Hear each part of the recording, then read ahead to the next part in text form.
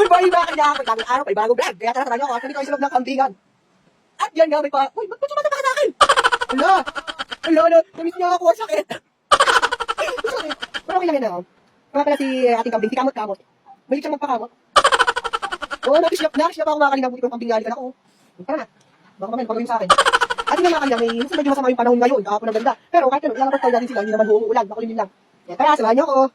Patagal na ang kanila. Yan, tapos, pagka natin mga tali-tali nila, kukunin natin yung babae. Tara, yan. Kukunin natin to. Tapos, hihilahin natin to. Tapos, kung saan sila susunod. Tara mga pare, labas na tayo! Let's go! Hey, labas ka! Hoy! Aba, maiwanan ka! Tara na! Yan, sarado mo lang. Sarado mo lang. Tara, tara. Tara, tara, tara. Oh. Tara na! Ang lilikot na naman. Yan, tara. Tara na, tara na. Tara na. Tara, malayo pa yung ating pupuntahan. At dito nga mga kainang sa part na to ay hindi ko na nga alam kung saan nga ba magpupuntahan yung mga alaga ko kambing at talaga namang itong mag-ina ay itong ay dala-dala ko. Ang kala ko ay susunod na nga yung dalawa at talaga naman nagpaiwan pa. Dahil nga ho mahal ko yung mga alaga ko ay akin nga ho kinaon at ayan naman talaga naman binabuhulan ng mga uliyan. Kainaman na baka mahal ko kayo, wag niyo ako saktan.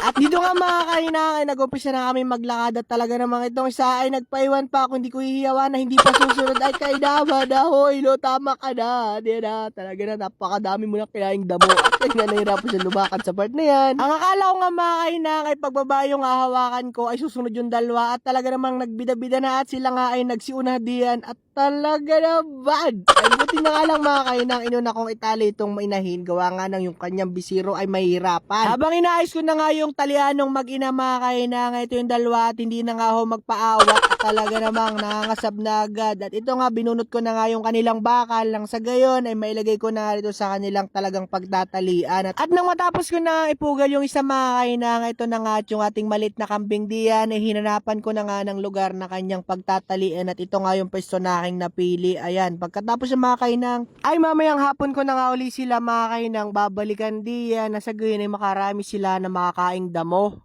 At yun yung mga kanina, nakapugal na nga yung ating mga alagang kambing at ito yung mag-ina. Ayan, talaga nga, sabik na sabik sa damo, sariwa. Punta tawag dito sa iyo. Kasi man isa, sabik ako. At mga kinang lakas ng hangin. Ganda ng piano. May araw naman kasi nakakabot ang butas, makulimlim.